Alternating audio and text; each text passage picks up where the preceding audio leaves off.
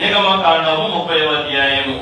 ఇందులో ప్రాముఖ్యమైన అంశాలు: ఒకటి, ధూపవేదిక, దాని తయారీ విధానాన్ని తెలియజేశారు. ఇది ప్రత్యక్షపు గుడారములో, పరిశుద్ధమైన స్థలములో పరిశుద్ధ స్థలాన్ని, అతి పరిశుద్ధ స్థలాన్ని వేరు చేసే ఆ తెరకు ముందుగా పరిశుద్ధ స్థలములో ఉంచబడే ఉపకరణం. రెండవది, మరి విమోచన పరిక్రయ ధనాన్ని గురించి చెప్పబడింది. అంటే వారిని దేవుడు విడిపించినందుకు వెల చెల్లించి వెండిని, అవతలపు వెండిని చెల్లించి తమ ప్రాణములు విమోచించుకోవాలి అని దేవుడు ఆ యొక్క వివరాన్ని తెలియజేస్తాడు ఈ అధ్యాయంలో. మూడవది, ఇత్తడి గంగాళము. ఇది మరి దేవుని ప్రత్యక్షపు గుడారములో ఆవరణము అనే మొదటి భాగములో ఇత్తడి దహనపీఠము తర్వాత, అలాగే పరిశుద్ధ స్థలానికి ముందు ఉండే ఉపకరణము, దాని పేరు ఇత్తడి గంగాళము. దాని యొక్క విధానాన్ని, తయారీ విధానాన్ని కూడా ఈ అధ్యాయంలో తెలియచేయడం జరిగింది. అలాగే నాలుగవ ప్రాముఖ్యమైన అంశం ప్రతిష్ట అభిషేక తైలం యొక్క తయారీ. అంటే ప్రత్యక్ష గుడారాన్ని ప్రతిష్ఠించడానికి, ఉపకరణాలని ప్రతిష్ఠించడానికి, అలాగే దైవ యాజకులను ప్రతిష్ఠించడానికి ఉపయోగించే మరి ఆ యొక్క అభిషేక తైలం ఎలా తయారు చేయాలి అన్న నియమావళి మరి తెలియజేశారు. ఆ తర్వాత ప్రార్థన, ధూప నైవేద్యాలు, ఏ వేళ ఏ ధూపం, ఏ నైవేద్యం సమర్పించాలి అన్న ప్రాముఖ్యమైన విషయాలు కూడా ఈ అధ్యాయంలో చర్చించబడ్డాయి. ఈ 5 ప్రాముఖ్యమైన విషయాలు మనకి ఈ యొక్క 30వ అధ్యాయంలో మనకు కనపడే ప్రాముఖ్యమైన విషయాలు. మరి నిన్న మొన్న అనగా 28, 29 మందిరంలో పనిచేసే యాజకుల గురించి, వారి వస్త్రాల గురించి, వారి ప్రతిష్ట గురించి చెప్పబడింది. మళ్ళా ఇవాళ ప్రత్యక్ష గుడారముల గురించి మన ప్రభువు మోషే గారికి తెలియజేస్తూ ఉన్నారు. రైట్. ఈరోజు స్తుతి ప్రార్థన జరిగే ఆ ధూప వేదికని గురించి చెప్తూ ఈ అధ్యాయాన్ని ప్రారంభిస్తాడు. మొదటి 10 వచనాల్లో మనకు కనబడేది ప్రార్థనా స్తుతుల బంగారు ధూప వేదిక. మొదటి ప్రారంభ 10 వచనాల్లో మనకు కనపడతా ఉంది. రెండవది ప్రాణ పరిక్రయ ధనం. అంటే ఇందాక చెప్పినట్టు ప్రతి 27 నిండిన వారందరూ కూడా జనాభా లెక్కలో చేర్చబడిన వారందరూ కూడా తమ ప్రాణాన్ని విడిపించుకోవడానికి దేవుడు నియమించిన అంతలో వెండిని సమర్పించి తమ ప్రాణాలను విమోచించుకోవాలి అని చెప్పిన నియమాలు 11వ వచనం నుండి 16వ వచనం వరకు చెప్పబడ్డాయి. ఆ తర్వాత 17వ వచనం నుండి 21వ వచనం వరకు మరి ఇత్తడి గంగాళము పరిశుద్ధ పరచుటకు ఉపయోగించే ఇత్తడి గంగాళమును గురించిన విషయాలు 17 నుండి 21 ఈ 5 వచనాల్లో పరిశుద్ధపరచడానికి ఉపయోగించే ఇత్తడి గంగాళము.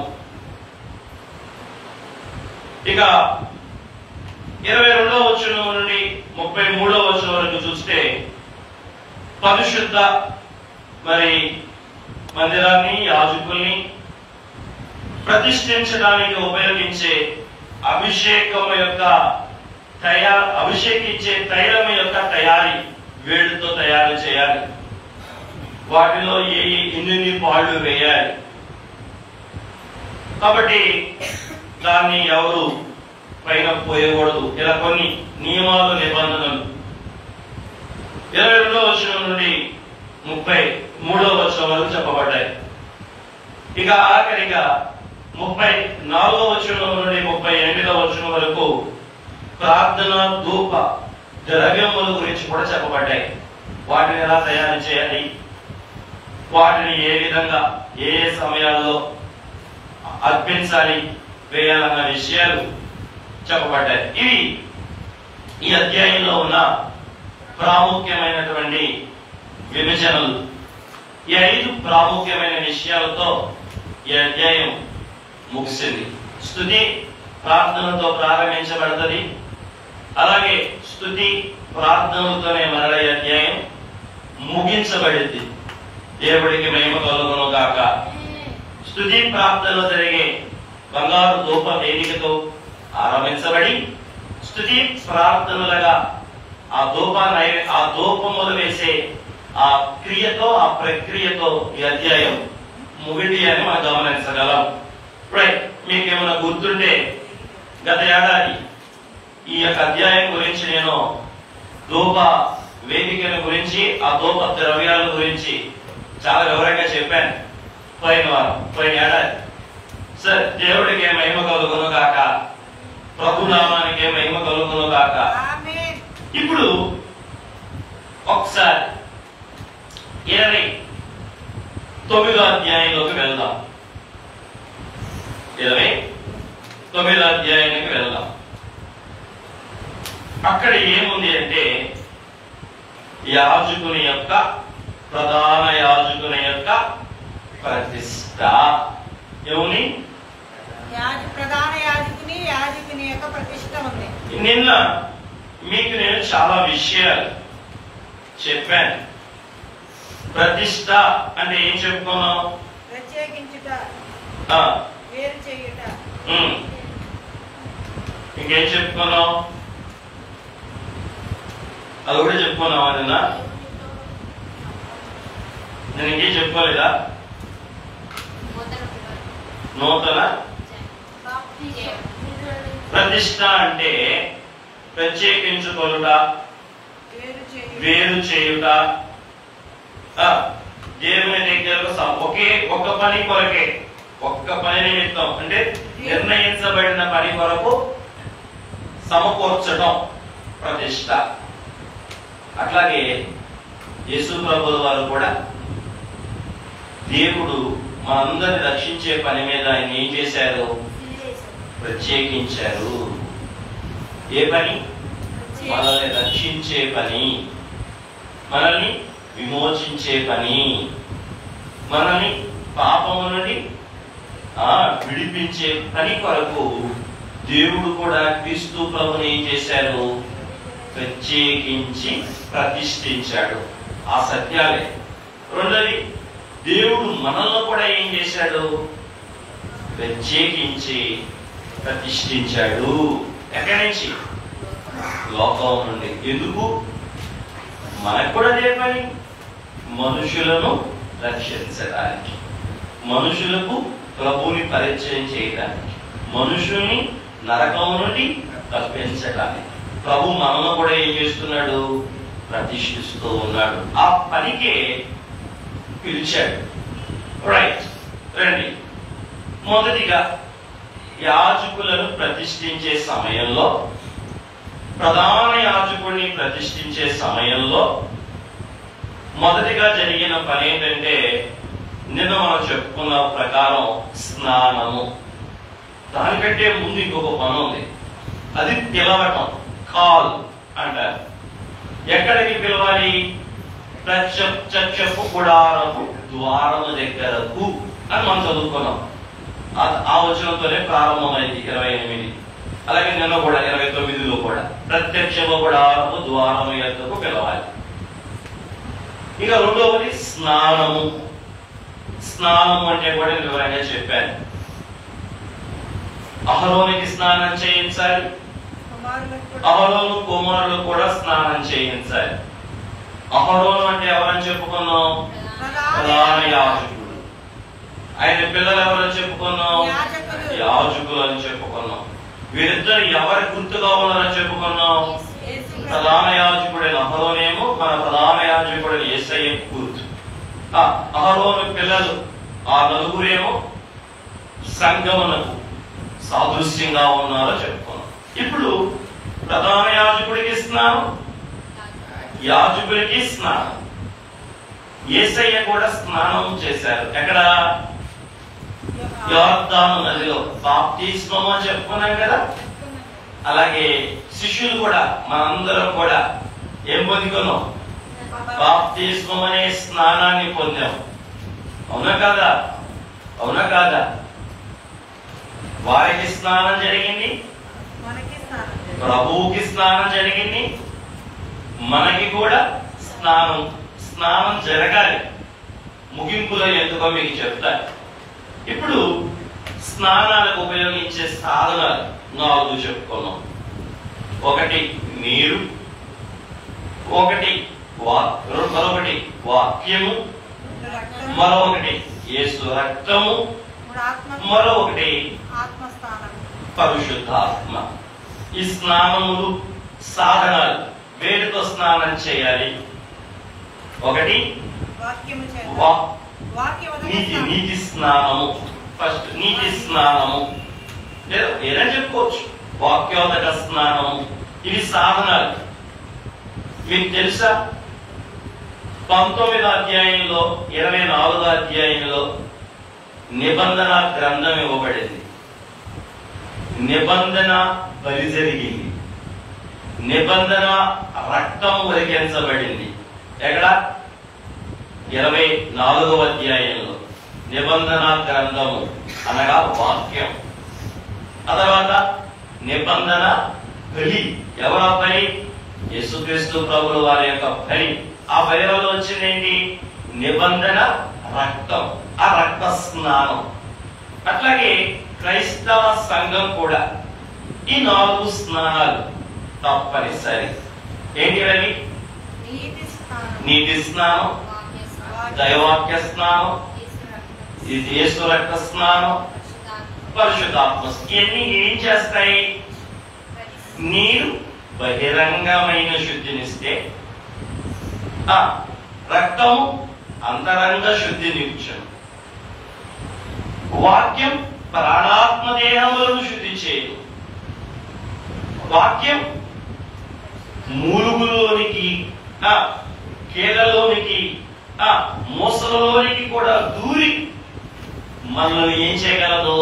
శుద్ధి చేయగలదు. పరిశుద్ధాత్మ ప్రాణాత్మ దేహములను శుద్ధి చేయవాడు. కాబట్టి ఈ స్నానాల ద్వారా తల మొదలుకొని అరికాలు వరకు గతకాలంలో ఉన్న పితృ పారంపర్యమైన దోషాలు అన్నీ కూడా ఏం చేయబడతాయి? ఈ స్నానాల ద్వారా శుద్ధీకరించబడతాయి. నైజ పాపం, జన్మ పాపం, కర్మ పాపాలన్నీ కూడా ఈ స్నానం ద్వారా ఏం చేయబడతాయి? పరిశుద్ధపరచబడతాయి. అందుకే సంఘమునకు లో చేరడానికి ద్వారం మనం చెప్పుకున్నాం బాప్తిస్మము అని.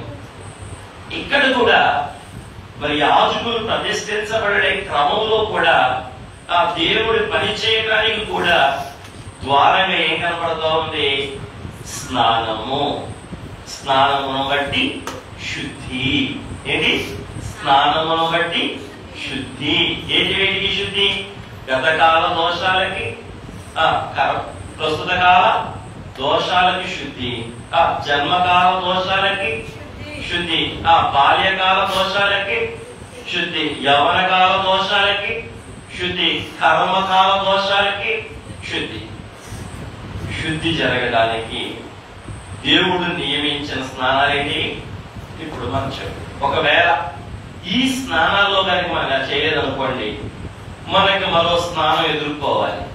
ఆ స్నానం ఏంటంటే అగ్ని స్నానం. అంటే తీర్పు. ఏం కదైనా తీర్పు.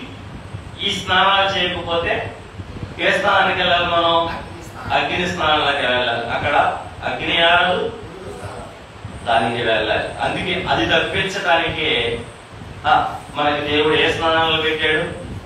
ఈ స్నానాలు పెట్టాడు. అందుకే బైబిల్ వాక్యం చదువుకోవాలి. ప్రతిరోజు ప్రాణప్రియుని అడిగి ఆయన రక్తము చేత ఆయన యేసు రక్తం ఏం చేయమని చెప్పుకోమన్నారు అయ్యగారు. ఎప్పుడు ఎప్పుడు సాధారణ సూత్రంలో మనం చెప్తాం కదా, తలంపు చెడు తలంపు రాగానే యేసు రక్తం ఏం చేయి అని చెప్పి ఏం చేసుకోమన్నారు. అవును, ఒక బిడ్డ బురద చేసుకోనగా తల్లి కడిగాడు. అయితే ఆ బిడ్డ మరలా బురద చేసుకోనగా ఆ తల్లి ఏమి చేయను, మరలా పడదు. అలాగే మనలో పాపపు తలంపు వచ్చినప్పుడల్లా, పాపములో పడినప్పుడల్లా యేసు రక్తమే జయము అని చెప్పుకొని మనం ఏమవ్వాలి కదా, శుద్ధి అవ్వాలి. ఎందుకంటే స్నానం చేయడం ద్వారా శుద్ధి అవుతాం కాబట్టి. ఓకేనా? కరెక్ట్. ఇక ఏం చెప్పుకున్నాం? రెండు. ఒకటేంటి? ఫస్ట్ కాలు అనుకున్నాం, రెండు స్నానం అనుకున్నాం. మూడవది ప్రధాన యాజకునికి తన కుమారుడికి వస్త్రములు ధరింపు చేయుట. 5వ వచనము 6వ వచనం. నిర్గమకాండము 29వ అధ్యాయము 5, 6 వచనాలు. అలాగే రాత్రి మీకు ఒక ఎక్సర్సైజ్ ఇచ్చా. లేవ్యాకాండం 8వ అధ్యాయం చదవమన్నా. మీరు లేవ్యాకాండం 8వ అధ్యాయం చదివితే ఈ అధ్యాయం చాలా బాగా అర్థమైందని కూడా చెప్పాను. ఇక్కడ చెప్పబడినవి అన్ని లేవ్యాకాండం 8వ అధ్యాయంలో మోషే గారు స్వయంగా వారికి చేస్తారు. నిర్గమకాండం 40వ అధ్యాయం జస్ట్ ఒక మాటతోనే అయిపోతాయి. అక్కడ ద్వారం దగ్గరకు తెచ్చి వారికి స్నానం చేయించి యాజక వస్త్రాలు ధరింప చేశారు అని సింపుల్ అయిపోతుంది నిర్గమకాండం 40వ అధ్యాయంలో. కానీ ఈ వివరణ అంతా కూడా ఎక్కడ ఉంటుందంటే లేవ్యాకాండం 8వ అధ్యాయంలో నేను చెప్పే మాటలన్నీ అక్షరాలా ఉంటాయి. అక్కడికి వెళ్దాం, ఇప్పుడే వెళ్దాం. అక్కడే ఒకసారి రెండవ అనుభవం ఏంటంటే చెప్పండి, వస్త్రములు ధరింప చేయుట. స్నానం చేయగానే మనందరూ చేసే పని ఏంటి? వస్త్రాలు వేసుకుంటాం. ఇక్కడ మీరు గమనిస్తే వస్త్రాలు ఇక్కడ ఇద్దరికి 2 రకాల వస్త్రాలు. ప్రధాన యాజకుని వస్త్రాలు వేరు, యాజకులుగా తన కుమారుడు యొక్క వస్త్రాలు వేరు. మీరు చూస్తే ఇక్కడ 5, 6 వచనాలు సింపుల్ గా ఉంది. కానీ 28లో ఆ వస్త్రాలు పెద్ద లిస్ట్ ఉంది. కానీ వరుసగా చెప్పబడింది లేవ్యాకాండం 8వ అధ్యాయం. ఒకసారి తీయండి. లేవ్యాకాండము 8వ అధ్యాయం తీస్తే ఒక్కొక్కటిగా మనం చూస్తూ వెళ్దాం. లేవ్యాకాండము 8వ అధ్యాయము. మొదటిది సన్ననార చొక్కాయి. కనబడిందా? లేవ్యాకాండం 8వ అధ్యాయం తీసారా? చూడండి 6వ వచనం 7వ వచనం చూడండి. 7 చూడండి. తరువాత ఫస్ట్ ఏమైంది? స్నానం అయిందా? 6లో స్నానం అయిందా? 7లో ఏం చేస్తున్నాడు? లేదండి, అతనికి ఏం చేస్తున్నాడు? ఏమి చొక్కాయి? సన్ననార చొక్కాయి. ఏంటిది? సన్ననార చొక్కాయి. సన్ననార అనగా మీకు నేను వస్తువులు 15 వస్తువులు చెప్పినప్పుడు దానికి ఏమని చెప్పాను అమ్మా? మొత్తానికి మెత్తనని చెప్పాను. మామూలుగా దాని స్వభావం మీరు చెప్తున్నారు. దాని యొక్క ఆత్మీయ సాదృశ్యం ఏంటో చెప్పాను. అది నీతి. ఏంటి? నీతి. నీతి. క్రీస్తుని నీతిని జ్ఞాపకం చేస్తూ ఉంది. ఏ నీతి? క్రీస్తుని నీతి. చూడండి, పాత నిబంధనలో యాజకుడికేమో బహిరంగ వస్త్రాలు, కొత్త నిబంధన యాజకులమైన మనకేమో అంతరంగ వస్త్రాలు. ఎందుకట ఈ వస్త్రాలు? 2 కారణాలు చెప్పారు.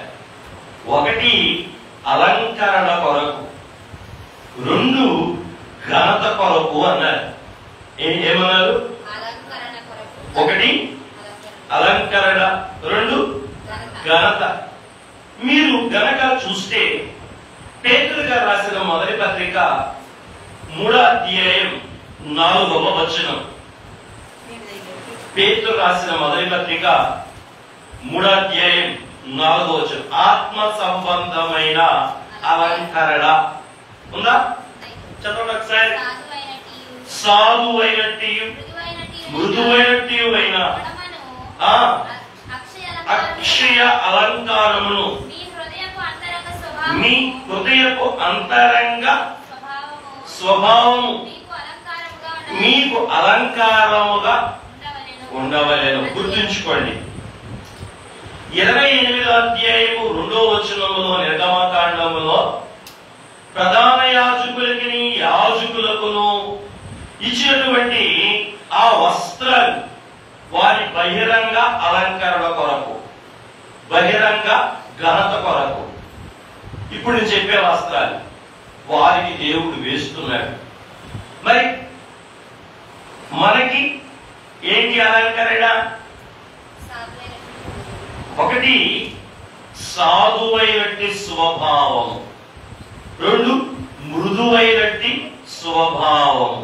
ఇది అక్షయమైన అలంకారము, ఇది అంతరంగ అలంకారము. యేసు ప్రభువులో కూడా చూడండి, ఆయన కూడా ఎవరు? సాధు. ఆయన కూడా ఎవరు? మృదువైన స్వభావం కలవాడు. సాధు అంటే ఏంటి? మనకి మీకు అర్థమయ్యేదని చెప్తా. జంతువుల్లో 2 జంతువులు ఉంటాయి. వైల్డ్ యానిమల్స్, రెండోది డొమెస్టిక్ యానిమల్స్ అంటారు ఇంగ్లీష్ లో. అంటే క్రూర జంతువులు, రెండవది పెంపుడు జంతువులు. అంటే వైల్డ్ యానిమల్స్ అంటే అరణ్యంలో పెరిగే క్రూరమైనవి, పుల్లు, సింహాలు, ఎలుగుబంట్లు, వాటిని ఏనుగు, చిరుతపులి, ఇవి వైల్డ్ యానిమల్స్. మరి సాధు జంతువులు అంటే ఆవు, డాగ్, వీటిని ఏమంటారు? సాధు జంతువులు అంటారు. అంటే సాధు జంతువు అంటే గొర్రెలు చూడండి, నువ్వు తిట్టు కొట్టు, తిట్టదు కొట్టదు, నువ్వు ఏం చేయదు, ఏమన్నది. వస్తువులు చూడండి, అవి కూడా ఏమి అంటే సాధువైన స్వభావము. క్రైస్తవులకు అలంకారం ఏంటంటే పొట్టు చీరలు కాదు, సూట్లు అంతకంటే కాదు. దేవుని యాజకులుగా ఆయన రక్తము చేత కడగబడి నియమించబడుతున్న మనం సమాజం ఎదుట, సంఘం ఎదుట, పరలోకం ఎదుట, ప్రభు ఎదుట కలిగి ఉండవలసిన అక్షయమైన అలంకారంలో ఒకటి ఏంటంటే సాధువైన స్వభావము, మృదువైన స్వభావం. సాధ్యపడేదంట.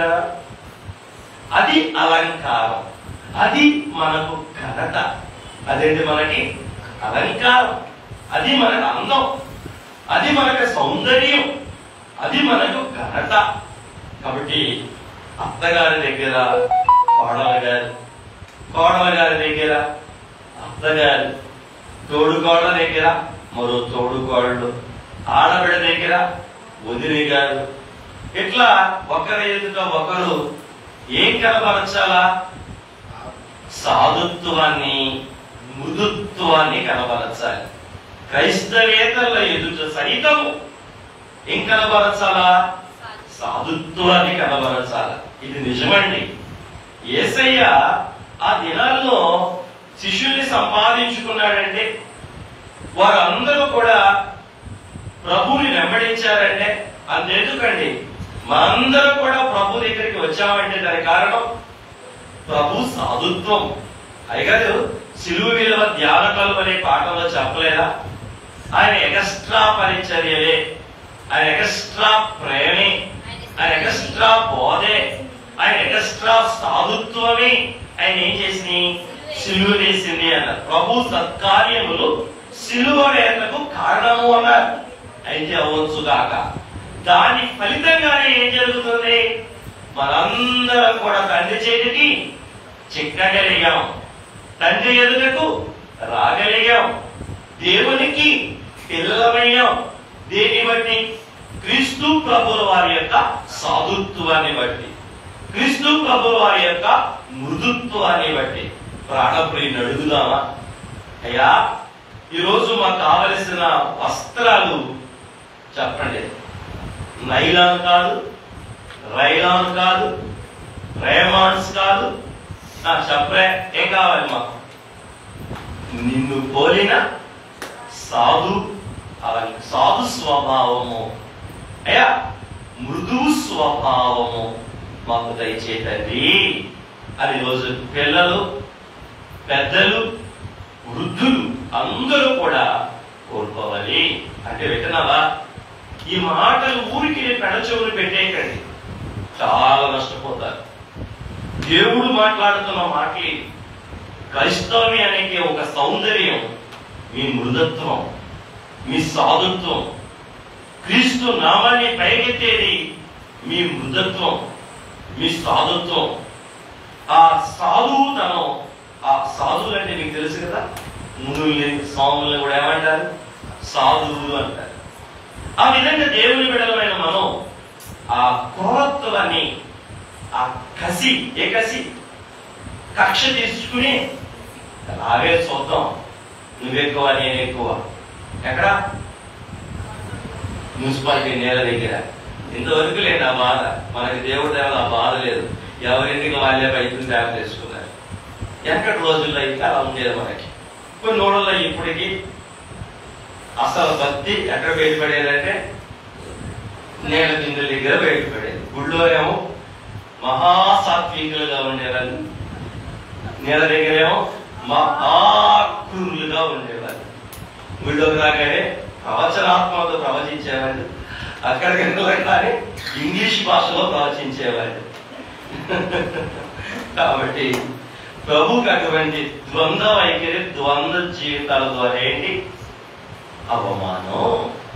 కాబట్టి మనకు అలంకరణ ఏం కాకూడదు? నేను చెప్పిన ఇప్పుడు కఠినత్వం, క్రూరత్వం ఇవి కాకూడదు. దేవుడు అడుగుతారా? అయ్యా మాకు కూడా మా సంబంధాల్లో, మా బంధాల్లో, సంఘ జీవితంలో, లోక జీవితంలో, విశ్వాస జీవితంలో, శరీర జీవితంలో, భౌతిక జీవితంలో, అంతరంగ జీవితంలో, అన్ని స్థలాల్లో, అన్ని కాలాల్లో మేము నిన్ను పోలి సాధువైనట్టు, మృదువైనట్టు అక్షయ అలంకారాన్ని మా ఆత్మీయ స్థితిలో మేము పొందుకోవడానికి మాకు సహాయం చేయండి అని దేవుడికి ఏం చేయాలి? కాబట్టి ప్రధాన యాజకుడికి ఆ రోజు ఈ ఘనమైన వస్త్రమే అలంకారం.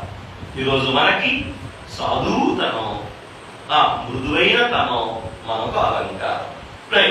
ఈ యొక్క అలంకారానికి, ఈ వస్త్రాలకి పరిశుద్ధ గ్రంథంలో 2, 3, 4, 6 పేర్లు 5 పేర్లు చెప్పబడ్డాయి. 5 పేర్లు రాసుకో.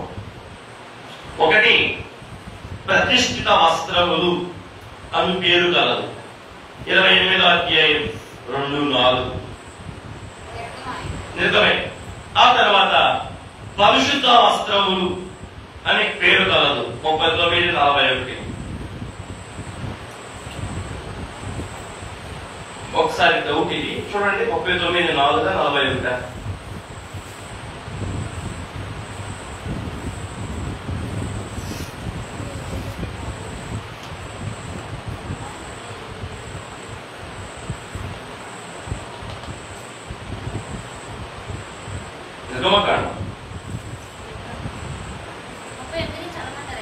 చదువు. తమ పరిశుద్ధమైన అర్పణలన్నిటిలో ఇశ్రాయేలీయులు ప్రతిష్ఠించు పరిశుద్ధమైన వాటికి తగులు దోషములను అహరోను భరించినట్లు అది అహరోను నొసట ఉండవలెను. వారి యెహోవా సన్నిధిని అంగీకరింపబడినట్లు అది నిత్యమును అతని నొసట ఉండవలెను. మరియు సన్ననారతో చొక్కా.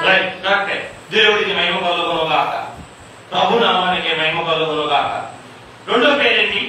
పరిశుద్ధ వస్త్రములు. మూడవది సేవా వస్త్రములు. 31:10 రేపు చెప్పబడుతుంది.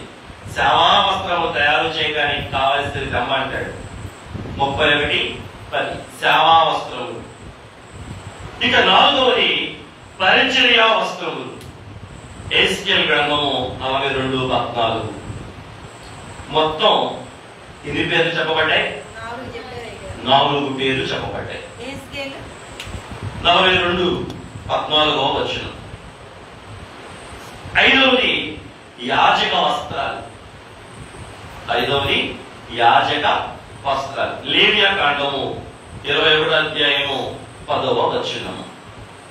ఈ 5 పేర్లు ప్రధాన యాజకుడికి ధరిస్తూ ఉన్న ఈ ప్రధాన యాజకుడి యొక్క వస్త్రాలకు కట్టబడిన పేరు. ఒకటి చెప్తారు కట్టక: ప్రతిష్ఠిత వస్త్రాలు, పరిశుద్ధ వస్త్రాలు, సేవా వస్త్రాలు, పరిచర్య వస్త్రాలు, యాజక వస్త్రాలు.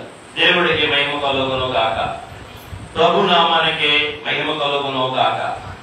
రైట్. ఇప్పుడు ఈ వస్త్రాలు ఒక్కొక్కటిగా లేవియా కాండము 8వ అధ్యాయంలో మీకు రాయబడి ఉంటాయి. 7వ వచనంలో చూస్తే మొదటిగా ప్రధాన యాజకుడికి వేయవలసిన వస్త్రం ఏంటంటే సన్ననార చొక్కాయి.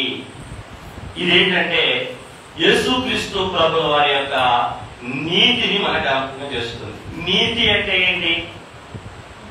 బాగా గుర్తుపెట్టుకోండి. సింపుల్ పదం చెప్తా: నమ్ముట, నడుచుట. ఏంటి? నమ్ముట, నడుచుట. ఏమి నమ్ముట? యేసు ప్రభు దేవుడు నమ్ముట, ఆయన చెప్పిన మాటలు సత్యము నమ్ముట, ఆ మాట ప్రకారం నడవటమే నీతి. అంటే పెద్ద డెఫినేషన్ ఏం లేదు. నీతి అంటే చెప్పండి, యేసయ్యను దేవుడు అని నమ్ముట, ఆయన మాటలు సత్యము అని నమ్ముట, ఆ మాటల ప్రకారం నడుచుటయే నీతి. ద్వితీయోపదేశ కాండము 6వ అధ్యాయం 8వ వచనం. ఈ అవసరాలు నేను మీకు చాలాసార్లు జ్ఞాపకం చేశాను. ఈ చొక్కాయి, నార చొక్కాయి ఏం చెప్తుందంటే క్రీస్తు ప్రభు వారి యొక్క నీతిని చూపిస్తూ ఉంది.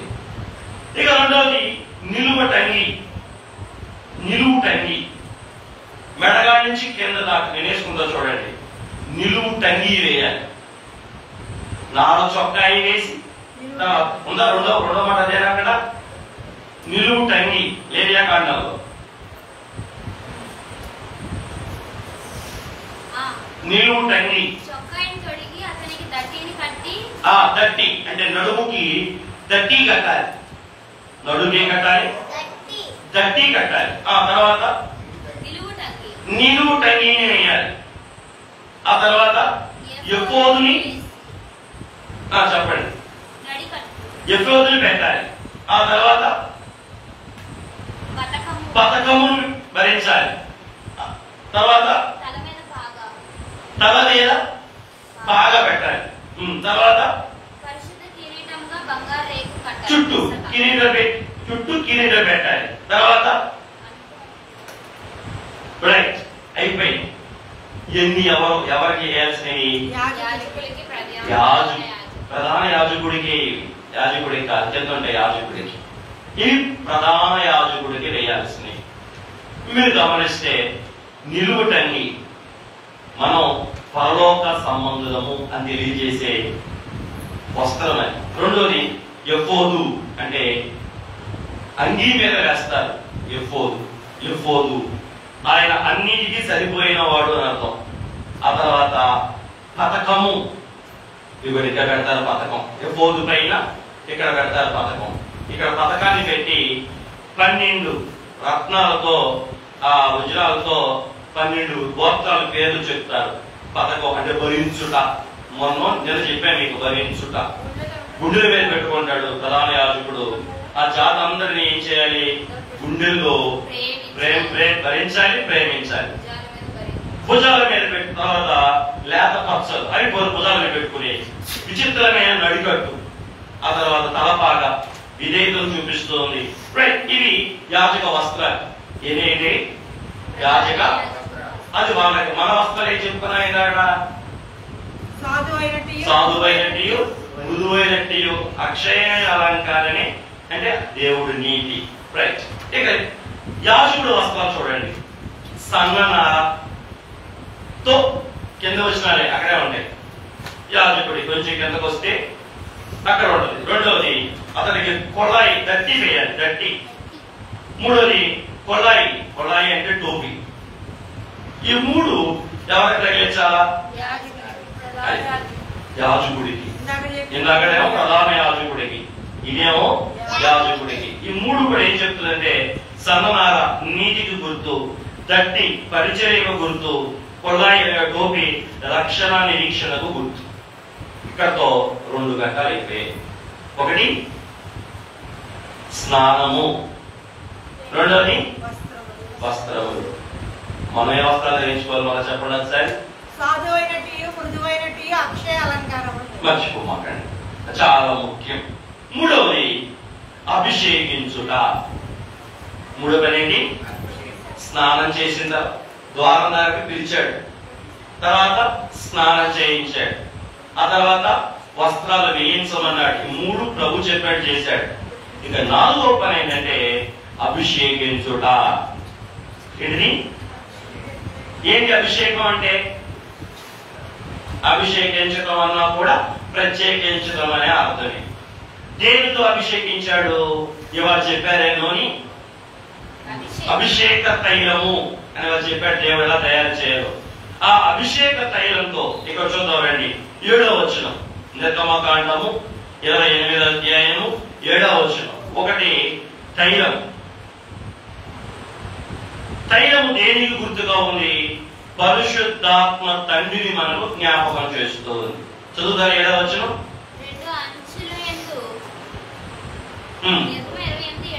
అవును, 29:7. అభిషేక తైలమును తీసుకొని రైట్. ప్రధాన యాజకుడు ఏం చేయాలి? అభిషేకించాలి. దేంతో? అభిషేక తైలముతో. తైలం ఏం చేస్తుంది? పరిశుద్ధాత్మ తండ్రిని చూపిస్తుంది. సమయల గ్రంథంలో రాయబడినది అభిషేకము అధిక బలము కలగ చేయును. ఏమనబడింది? అభిషేకం అధిక బలాన్ని కలగజేసింది. అంటే దేవుడి పనిని రెట్టింపు బలంతో, రెట్టింపు శక్తితో, రెట్టింపు ఉత్సాహంతో పనిచేయడానికి ఈ దైవాత్మ అభిషేకం ఏం చేసింది? మీకు చూడండి, సంఘానికి కూడా పెంతుకోస్తు రోజు దేవుడు ఏమిచ్చాడు? ఆత్మ తండ్రి అభిషేకం ఇచ్చాడు. మేడగదిలో 120 మంది మేడగదిలో ఉన్నప్పుడు ఆ 120 మంది మీదకి దేవుడు ఎవరు అభిషేకం పంపించాడు? ఆత్మాభిషేకం పంపించాడు. ఆ ఆత్మాభిషేకం వాళ్ళని ఏం చేసింది? శక్తివంతులు చేసింది. ఎంత శక్తివంతులుగా చేసింది? వారి పాపాలన్నిటిని జయించగలిగేంత శక్తివంతులుగా చేసింది. భూమిని తలకిందులు చేసేంత శక్తివంతులుగా చేసింది. చంపేవారి ముందు సైతం యేసే దేవుడు అని నొక్కి చెప్పగలిగేంత శక్తివంతులుగా చేసింది. పాపము చేయకుండా ఉండగలిగేంత శక్తివంతులుగా చేసింది. ఈ అభిషేకం పరిశుద్ధాత్మాభిషేకం. ఇక్కడ దేవుడి పనికి నియమించబడుతున్న ఈ ప్రధాన యాజకుడికి, యాజకులకు కూడా ఏ అభిషేకం ఇస్తున్నారు? ఇక్కడ తైలాభిషేకం. అభిషేక తైలంతో ఏం చేస్తున్నారు? అభిషేకిస్తున్నారు. అందుకే నూనె రాసి ప్రార్థన చేసినప్పుడు కూడా ఆ వ్యక్తికి ఏం కలిగేది? అధిక శక్తి ఆ బిడ్డ కలిగింది. అందుకే కాకాను తోటలో కూడా ఏం చేస్తారు? నూనె రాసి ఆశీర్వాదం తైలం దీవెనిస్తారు. మనం కూడా మళ్ళా ఏం చేస్తాం? నూనె రాసి ఆశీర్వదించి పంపిస్తూ ఉన్నాం. రే తైలాభిషేక పండుగ రోజు కూడా దేవుడు నామాన్ని మహిమపరచుకుంటున్నాం. మోషే గారు జోడు తీయాలి. తైలం ఉందా ఇంటి మీద? రైట్. యాజకుల్ని ఏం చేయాలి చెప్పండి ఒకసారి. యేసు ప్రభువు వారిని కూడా దేవుడు ఏం చేశాడు? అభిషేకించి పంపించాడు. ఏం చేసి? ఇందాక ప్రత్యేకించి పంపించాడని చెప్పారా? ఇక్కడ అభిషేకించి పంపించాడు. ఒక వచనం చదవండి. లూకా సువార్త 4వ అధ్యాయం 18వ వచనం, అపోస్తుల కార్యములు 4వ అధ్యాయం 27-28 వచనాలు, అపోస్తుల కార్యం 10వ అధ్యాయం 35వ వచనం. ఈ 3 చోట్ల ప్రభు అభిషేకించి పంపించబడ్డాడు అని చెప్పబడ్డాయి. ఒక వచనం అన్న తీసారా? ఎదుగుతున్నారా? Very good. అపోస్తుల కార్యములు 10:35 ఒకటి తీయండి. అపోస్తుల కార్యం 4వ అధ్యాయం 27వ వచనం కాడి నుంచి ఒకటి తీయండి. లూకాసు వార్త 4వ అధ్యాయం 18వ వచనం ఒకటి తీయండి. చదవండి. అపోస్తల కార్యములు 4వ అధ్యాయం 27 లూకాసు వార్త 4:18. ఏవి జరుగువలనని హస్తములో నీ సంకల్పమును ముందు నిర్ణయించెను వాటినన్నిటినీ చేయుటకై నీవు అభిషేకించిన నీ పరిశుద్ధ సేవకుడైన ఏంటిది ప్రార్థన? ఏంటిది? భక్తులు ప్రార్థన చేస్తున్నారు. అక్కడ అపోస్తులు, ఆది అపోస్తులు ఆ ప్రార్థనలో ఏ పదం వాడుతున్నారు? నువ్వు ముందుగా నిర్ణయించి అభిషేకించి పంపించిన క్రీస్తు యేసు ప్రభు అని వాడారు. అంటే ప్రభువులు వారి తండ్రి ఏం చేసి పంపించారు? అభిషేకించి పంపించారు. ఇంకొక వర్షం తీసారా? ప్రతి జనములోనూ ఆయనకు భయపడి నీతిగా నడుచుకుని వారిని ఆయన అంగీకరించును. ఇంకొంచెం చదివి కదా అపోస్తల కార్యం 10వ అధ్యాయమేగా. యేసుక్రీస్తు అందరికీ ప్రభువు. అది చదువు. యేసుక్రీస్తు అందరికీ ప్రభువు. ఆయన ద్వారా దేవుడు సమాధానకరమైన సువార్తను ప్రకటించి ఇశ్రాయేలీయులకు పంపిన వర్తమానము మీరు ఎరుగుదురు. యోహాను బాప్తిస్మం ప్రకటించిన తరువాత గలిలయ మొదలుకుని యూదయ యందంతటా ప్రసిద్ధమైన సంగతి మీకు తెలియను. అదేమనగా దేవుడు నజరేయుడైన యేసుని పరిశుద్ధాత్మతోను శక్తితోను అభిషేకించునన్నది దేవుడు ఆయనకు తోడై ఉన్నను గనుక దేవుడికి మహిమ కలుగును గాక. దేవుడు ఆయనకి ఏమై ఉన్నాడు? దేన్ని బట్టి? అభిషేకాన్ని బట్టి. దేన్ని బట్టి? దేవుడికి స్తోత్రం. ప్రభువులు వారిని తండ్రి దేవుడు ఏం చేశాడు? దేవాది దేవుడు ఏం చేశాడు? అభిషేకించి పంపించాడు. లూకాసు వార్తలో కూడా అదే మాట్లాడదు. చాలు చాలు చాలు. ప్రభు ఆత్మ నా మీద ఉండేది. చాలు. అమ్మాయి చదువుతే చదవలేము. చెప్పు అయిపోయేదాకా ముక్కు దాకా. అదే అతి బీదలకు సువార్త ప్రకటించుటకు ఆయన నన్ను అభిషేకించెను. నన్ను కూడా కాకంలో ఏం చేశారు? 2007లో ఒకసారి, 2017లో ఒకసారి, 2022లో మరొకసారి. మీరంతా వచ్చారు కదా. పెద్దలు పరిశుద్ధాత్మ తండ్రి ఏం చేశారు? ఏం చేయడానికి? అధికమైన శక్తితో దేవుడు సువార్త ప్రకటించడానికి, ఆత్మలను రక్షించడానికి, దేవుడి వాక్యాన్ని బోధించడానికి. మరి మిమ్మల్ని కూడా దేవుడు ఏం చేశాడు? ఏం చేశాడు? చూడండి, అది కూడా రాయబడింది పరిశుద్ధ గ్రంథంలో. కొరింథీయులకు రాసిన 2వ పత్రిక 1వ అధ్యాయం 21-22. మొదటి 2వ పత్రిక 1వ అధ్యాయం 21-22.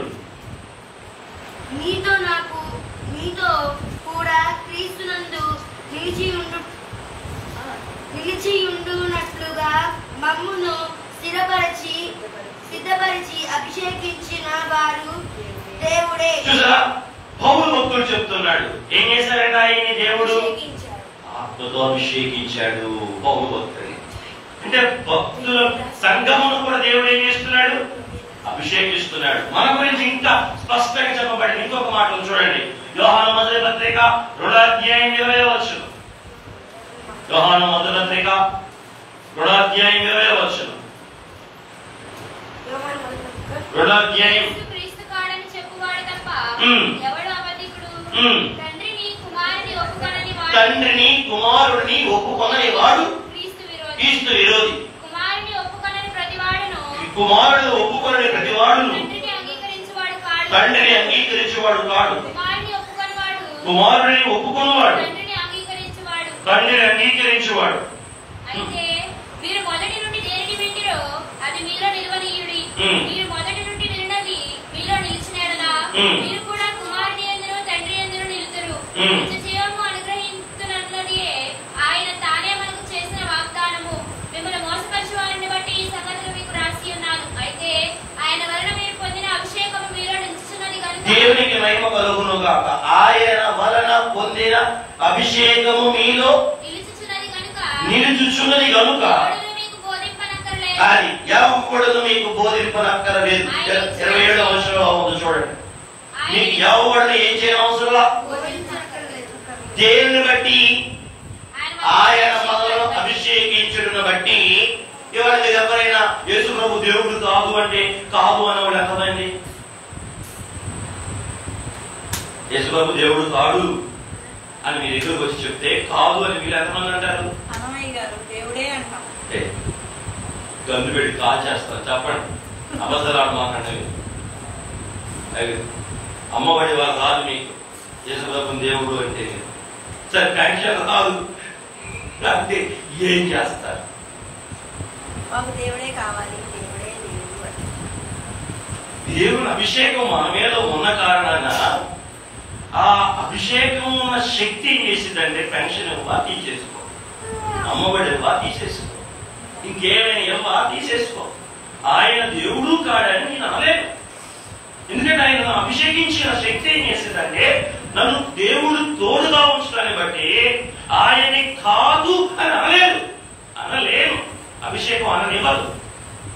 షడ్రక్ మేషక్ అబేద్నెగోలను చూడండి, ఆది అపోస్తులను చూడండి, ఈ రోజు నిజ సంఘాల్లో కూడా చూడండి.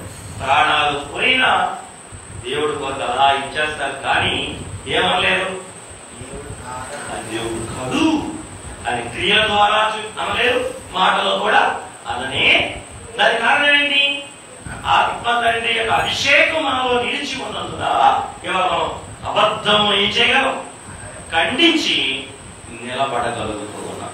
మరి దేవుడు ఎందుకు ఈ అభిషేకం మనకిచ్చాడు? ఇవాళ ఆ రోజు ప్రధాన యాజకుడికి, క్రీస్తు ప్రభుకి మనకి ఎందుకు ఇచ్చారు?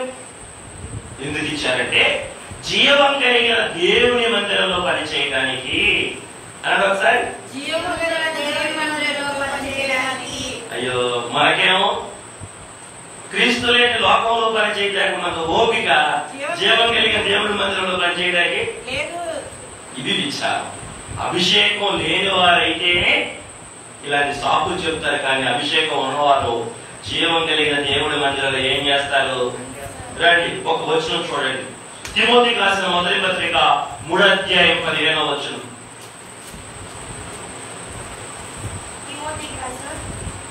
మొదటి పత్రిక 3వ అధ్యాయం 15వ వచనం.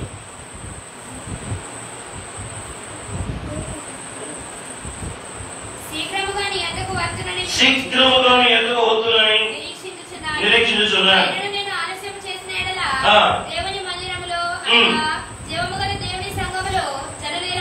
చూడండి, జీవము కలిగిన దేవుని మన దేవుడు అభిషేకించింది దేనికి?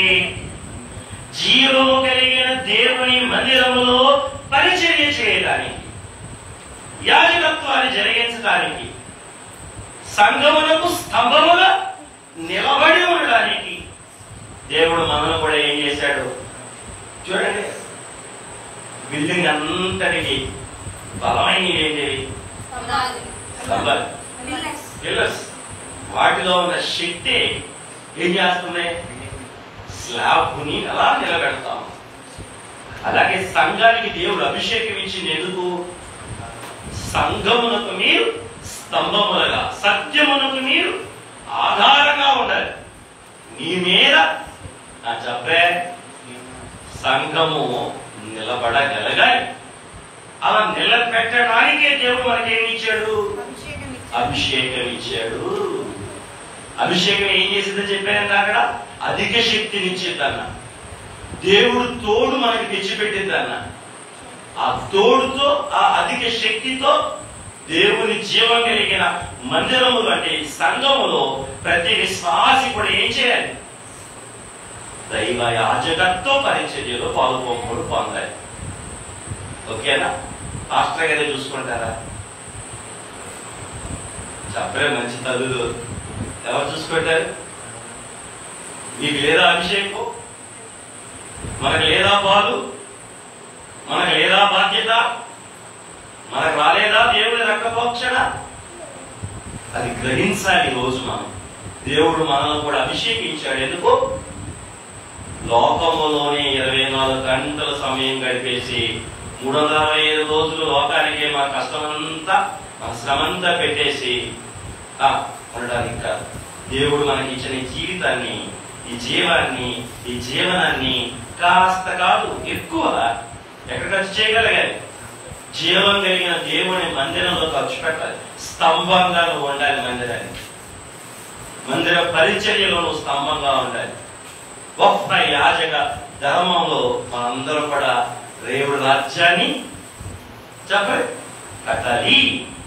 రైట్. ఇక ఇక్కడతో ఏ కార్యక్రమం ముగిసింది? అభిషేక కార్యక్రమం. ఇక్కడ బైబిల్లో కొంతమందిని అభిషేకించిన ఉదాహరణలు ఉన్నాయి. మోషే గారు ఎవరిని అభిషేకించారు? అహరోను గారిని. అట్లాగే ప్రవక్త సమూయేలు గారు రాజులను సౌలుని, దావీదు గారిని అభిషేకించారు. ప్రవక్త ఏలియా గారు ఎలీషాను అభిషేకించారు. పరిశుద్ధ గ్రంథంలో ఉన్న కొన్ని అభిషేక ఉదాహరణలు. దేవుని ఆత్మ మనల్ని కూడా ఏం చేశారు? అభిషేకించారు. ఓకేనా? ఎందుకు అభిషేకించారు చెప్పండి? ఎందుకు? ఎందుకు? దేవుడి మందిరంలో పని చేయడానికి. వచ్చేవారు నువ్వు పని చేస్తావంటే ఏమనాలి? ఎందుకు మంచి అంటారు, నాకు ఓపిక లేదా అన్నది. ఏమన్నా నాకు ఓపిక లేదు అనొచ్చా? దేవుడిని అభిషేకించింది ఎందుకు? దేవుడు తనిఖీ చేయడానికి శక్తినిచ్చింది అభిషేకం. వే అన్నారు. ఎక్కడ మనసుంటే నువ్వు దేవుడి కోసం అడిగేస్తే దేవుడు నీతో 100 అడుగులు ఇస్తాడు. అంత శక్తినిస్తాడు దేవుడు. పని అంటే మహాభాగ్యంగా ఇచ్చేవాడు అభిషేకం కలిగిన వాడు. అభిషేకం లేని వాళ్ళు ఏమంటారు? అమ్మ బాబు ఎక్కడండి ఆయన మా పని మాకు అవ్వట్టు లేదు, పిల్లలతో జల్లలతో కుటుంబంతో అంటారు. అది దైవాభిషేకం అన్నవాళ్ళు నేను నేను నేను సరిపెట్టుకున్నావా? ఇక్కడ ఇంకా చాలా ఉన్నాయి. బలు అర్పడం ఉంది, అది రేపు కుమారండి. చాలా బదులు కూడా చెప్పనా, చాలా ముఖ్యం. బదుల విషయంలోనే ఉంది. చాలులే చెప్పుకున్న విషయాలు ఒకసారి జ్ఞాపకం చేసుకోండి. ఇవాళ వస్త్రాలు వేయించారు. రెండోది అభిషేకం చేశారు. ఒకటి వస్త్రాలు ధరింపజేశాడు, రెండోది అభిషేకం. బదులు రాలా, బదులు రేపు వస్తాయి. వస్త్రాలు వేసి అభిషేకం చేశారు. సస్పెన్స్ ఏం కాదులేదు, టైం వేరు అయిపోయింది. మరి టైం అయిపోయింది కాబట్టి యాజకుడికి వస్త్రాలు, యేసయ్యకి వస్త్రాలు, విశ్వాసికి సంఘానికి వస్త్రాలు. ప్రధాన యాజకుడికి అభిషేకం, ప్రభు అయిన క్రీస్తుకి అభిషేకం. ఈరోజు క్రైస్తవ సంఘంలో ఉన్న మనకి అభిషేకం. ప్రధాన యాజకుడికి ఏ వస్త్రాలు? బహిరంగమైన వస్త్రాలు. క్రీస్తు ప్రభువుల వారికి అంతరంగమైన వస్త్రాలు. సంఘానికి కూడా అంతరంగమైన వస్త్రాలు. ఆ ప్రార్థన నిబంధన యాజకుడికేమో బహిరంగ అలంకరణ, కొత్త నిబంధన యాజకులమైన మనకేమో అంతరంగ అలంకరణ. ఏమిటి అంతరంగ అలంకరణ? సాధువుగా ఉండడం, మృదువుగా ఉండడం. అయ్యా ఆ అలంకరణ మాకు ఇవ్వా? ఏ అలంకరణ? ఈ రోజు నుంచి అయినా మాకు అలంకరణ ఇవ్వా అని ప్రాణప్రియుడు అడుగుతాం. రెండోది అభిషేకం. అభిషేకం ఏం చేసింది? అధిక శక్తిని ముందు ప్రత్యేకించింది, పనికి నియమించింది, అధిక శక్తినిచ్చింది, దేవుడిని తోడుగా ఉంచింది. నువ్వు నియమించిన పనిని రెట్టింపు శక్తితో చేయడానికి నీకు సహాయపడింది. ఎలా? నీ అభిషేకం నాలో నూతన పరచవా? మోసపోకుండా, మోసగించబడకుండా, ఎవరు వశం కాకుండా, ఎవరిని వశం చేసుకోకుండా నీ వశంలోనే ఉండి నీవు నియమించిన జీవం కలిగిన దేవుని మందిరంలో. ఆ రోజు ప్రధాన యాజకులు ఎక్కడ పనిచేయడానికి? ప్రత్యక్షపు గుడారంలో పనిచేయడం. యేసుక్రీస్తు ప్రభువులు ఎక్కడ పనిచేశారు? నశించిపోతున్న ఆత్మ మధ్యలో. మరి మనం ఎక్కడ పనిచేయాలి? జీవం కలిగిన దేవుని మందిరంలో నశించిపోతున్న వారి దగ్గర కూడా దేవుని యాజకత్వాన్ని మనం, మధ్యవర్తిత్వాన్ని మనం, ఆ భాగ్యం మాకు అడుగుతారా? అవసరం అడగండి తెలిసి అలాగున అడిగి పొందుకొని జీవం కలిగిన దేవుని మందిరంలో సత్యమును ఆధారములుగా స్తంభములుగా సంఘంలో ఉండే ధన్యత, మేఘమేఘ గల వాక్యం త్రియేక దేవుడు అందరికీ దయచేయును.